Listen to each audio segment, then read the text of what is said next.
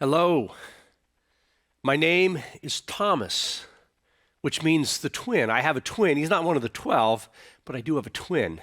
But I have another name that is associated with me. I'm referred to as Doubting Thomas, and I have to be honest, the name fits. Actually, I'm no longer even embarrassed by it. It's who I am. It's not like I wake up in the morning and say, I think I'm going to have a lot of doubts today. No, it's just the way that I am made. I always have to ask those hard questions. In fact, the hardest questions are the ones that I will seek to ask. And I bring that sort of doubt, that sort of skepticism to just about everything. And it's just the way I work. And I know there are some people, many people that are not like me. I know that. I know that well. In fact, I kind of tick off a lot of people. But I also know that there are some other people that are like me as well. Well, today is the most amazing day of my life, a day that I never even in my wildest dream ever imagined would become a reality, but it has. I want to tell you about today, but to appreciate what happened today, I need to take you back a week. A week ago, which was 4 days after Jesus had been taken from us. We had a final supper with him, and the next day he was crucified, and we went into hiding. And so on that first day of the week, we were in hiding behind locked doors. The sense of death was everywhere. I mean, not only Jesus' death, but we were pretty sure that the same fate was awaiting us. So we were in hiding. We were so afraid that we would just send one person to the marketplace each day to buy food, and it was my turn to go to the marketplace. And so I left this room. We were in the same upstairs room where we shared that Passover meal on Thursday evening. And when I left, death was everywhere. This overwhelming sense of fear. And when I came back a few hours later, and I knocked on the door, and they opened the door because the doors had been bolted shut, and they let me in. When I walked in, the room was like they were drunk. I mean, they were giddy. But it really wasn't alcohol intoxication. It was a different sort of spirit. And they began to make clear what had happened. They started saying, he's alive, Jesus is alive, he was here. I said, wait a minute, what are you talking about? First of all, if he was here, where is he? Where is he? I could tell my question right away ticked them off. And they said, well, he was here, but he's no longer here now. I said, oh, okay. So he was here, but now he's gone. All right. So how did he get here? Did he knock on the door just like I knocked on the door? They said, well no. He just appeared. Oh, okay. So he walked through walls now. They said, yes, he walked through walls. Okay. All right. So he walked through walls, he suddenly appeared, and now he's no longer here. But you expect me to believe that he's real. And then Philip, who's kind of like my soulmate, I mean, he understands the way I work. I mean, they could call him Doubting Philip as well. Philip said, Thomas, I know the way you work. And he said, that's a lot of the way I work. And he said, you know what? I probably wouldn't believe it if they had just told me, but let me tell you, it's real. He was here. And I know it's real for what that's worth. I said, Philip, that means a lot, but I'm sorry. I just can't believe in this Jesus that appears and disappears and walks through walls. I know something happened for you, but I need something else. I'll tell you what I need. I need to feel where the nails pierced his hand when they nailed him to that cross. And I need to feel where the spear was thrust into his side. And when that happens, then I'll be on the same page as the rest of you. But until that happens, I'm sorry.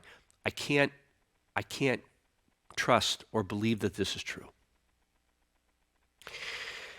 Well, that was a week ago. And it kind of ticked them off a lot. They were kind of mad. But as the week rolled on, as Jesus, became a little further from that event, I think they too became a little bit unsettled. And my doubt probably added to that. But you see, I knew something had happened. And I didn't really doubt that they experienced something incredibly powerful and real for them. I just needed something more. It's just the way I work. And so I embarked on finding a way to believe, finding a way to trust that this was true, that he truly was alive, that he was really alive. And so I did what I'm pretty good at. I began to piece together those things that formed almost like a bridge of faith. I kind of had this chasm between where I was and where I wanted to go, and that I was going to build this bridge of faith. And it's kind of like putting pearls on a string. I found myself connecting with those many experiences that I couldn't explain, where Jesus did things that were miraculous or supernatural or just beyond any sort of way of figuring out how it happened. Like when he took some loaves of bread and multiplied them and fed thousands of hungry people. Like when he walked on water. Like when he raised Lazarus from the dead. I mean, he wasn't crucified on a cross, but he really did seem dead. And he raised him, and I began to piece those together like pearls on a string. And I just kept going at it. And there were a lot of them over those 3 years. And finally, I had finished that bridge of pearls on a string. And I looked at it, and I was pretty impressed. It was powerful.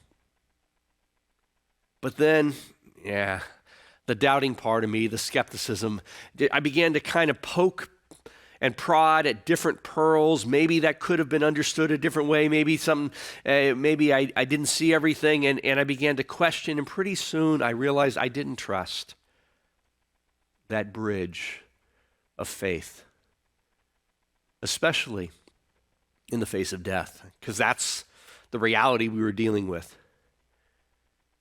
So that was the first few days of this last week.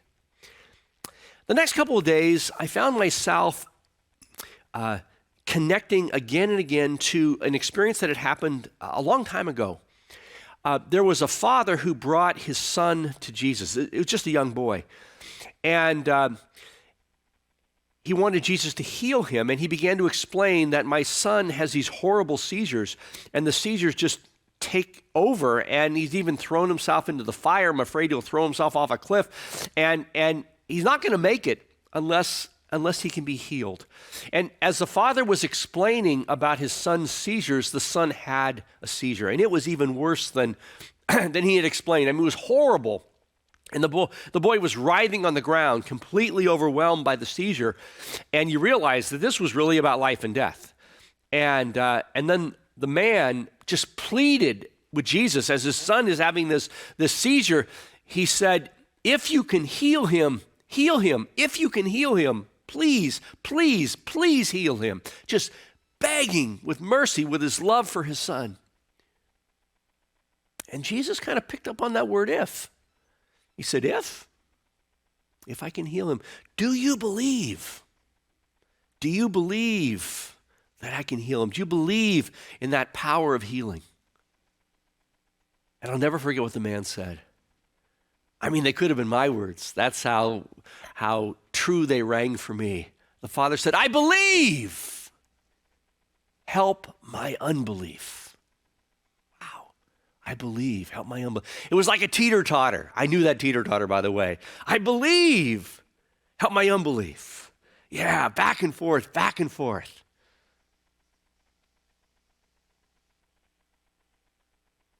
And Jesus healed the boy. That evidently that I believe, help my unbelief it had integrity. It was true. It had what it took. And that gave me great comfort, because here I was on that same teeter-totter. I believe, help my unbelief. But the last few days, a different experience has just been filling my mind, my consciousness. I've been kind of reliving it again and again and again in Jesus' words and Jesus' actions. And it was that last supper, that Passover meal with Jesus in that upstairs room that became literally almost like our prison, our sanctuary prison, I guess you might say. You see, that whole evening, there was this overwhelming sense of death, this shroud of death that was hanging over us. Now, Jesus had talked about dying for quite some time, and so this shroud of death was there, was real. But as that evening unfolded, he made reference to it in a way that made it clear that it was soon. And then, of course, he said that Judas was going to be a part of it and told Judas to be quick with it, and then Judas departed. So we knew something was at hand. And so never before has that shroud, that pall of death been so overwhelming. But it wasn't just for Jesus. It was also for us.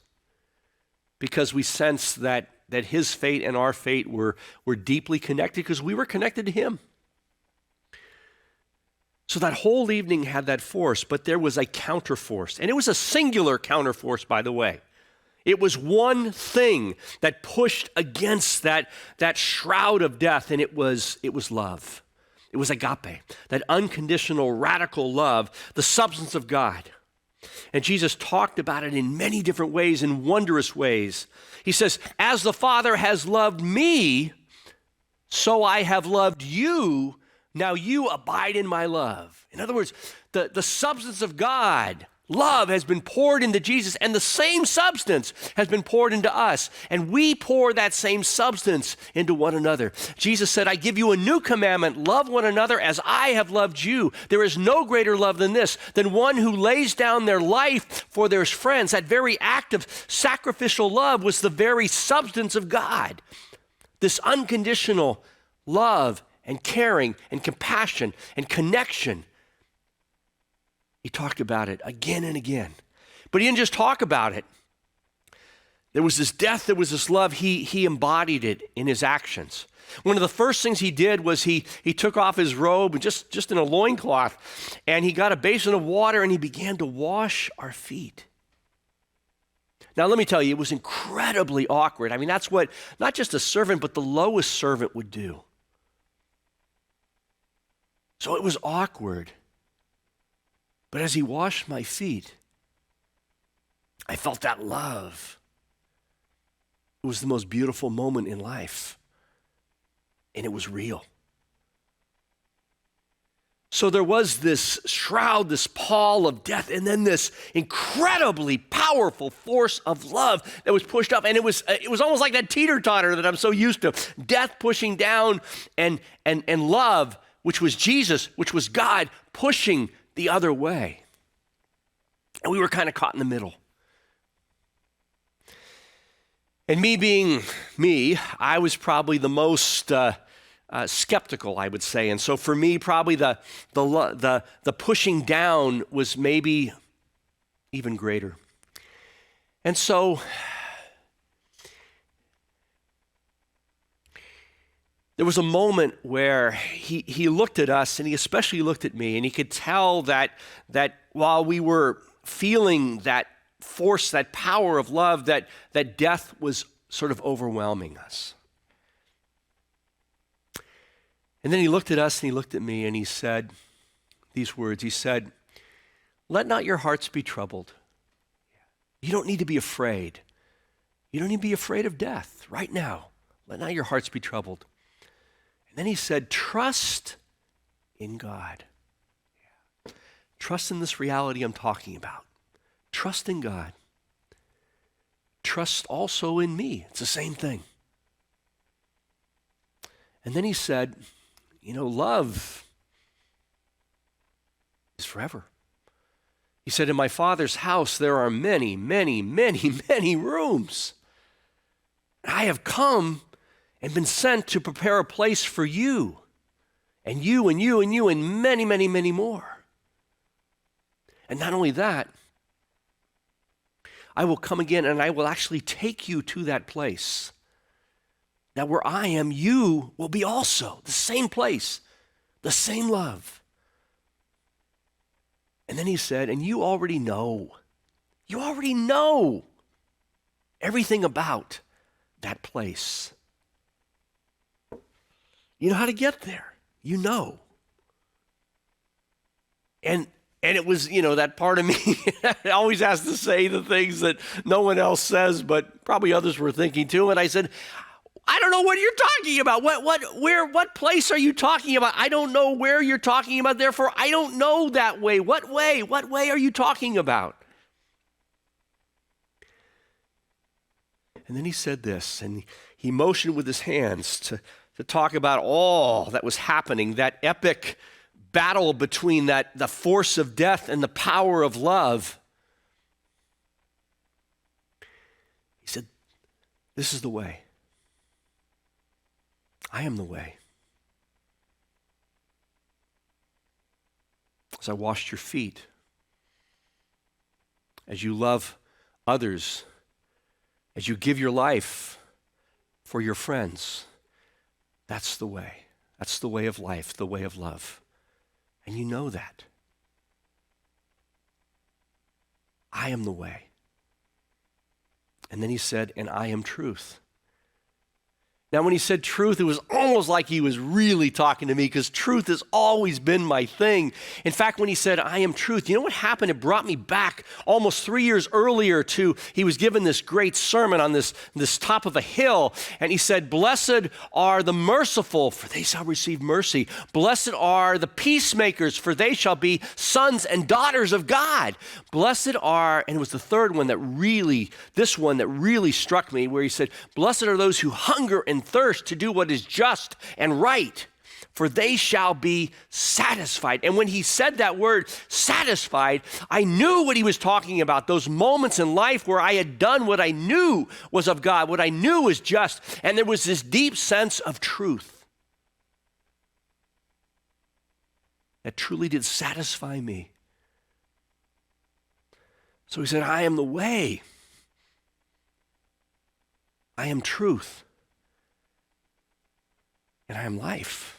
And I know that last one was hard because we were really in fear of death, and he was talking about not just life right here and now. He was talking about life and life beyond this life and life eternal and eternity. And, I don't think I'm ever going to get my head around that one, but he was saying that's what it's about. It's all bound up together. It's all bound up to me. It's all bound up in God, and it's bound up in you, and that is the only way it works, the one and only way it works. So I've been thinking about those words. I've been thinking about that pall of death that was overwhelming me, and that force of love, of agape, that he was again and again, that way, that truth, that life that he was saying was more powerful than the force of death.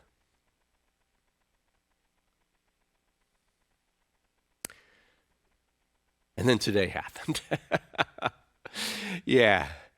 That brings us up to today. Today was the most amazing day. I never imagined it would happen. He came back. That's right. He came back. And guess what? He walked through walls. That's right. He just appeared. That part that I thought, I don't think that's going to be good enough for me. It was. Yeah. All those things that I thought that I needed. I need to touch your hands and feel where the nails went through. And if I can't feel that, it's not real. And I need to feel the side. All of that was gone. But he was willing to give me whatever I needed. And he laid open his hands. He said, Thomas, you can feel where that nail pierced me. You can touch my side. You can stop doubting. You can stop believing. But none of that was necessary. It was that same truth that I experienced 3 years earlier, that deep sense of knowing this is it. And it was. And I just dropped to my knees. And what came out again, I was like uncontrolled. It just was. My Lord and my God. My Lord and my God. Yeah. This is the way, my Lord and my God. This is what it's all about. This is everything. And then he smiled at me.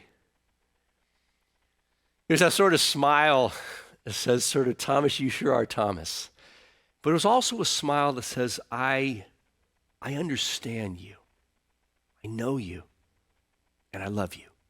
That's right. You don't need to be a different person. You need to be who you are.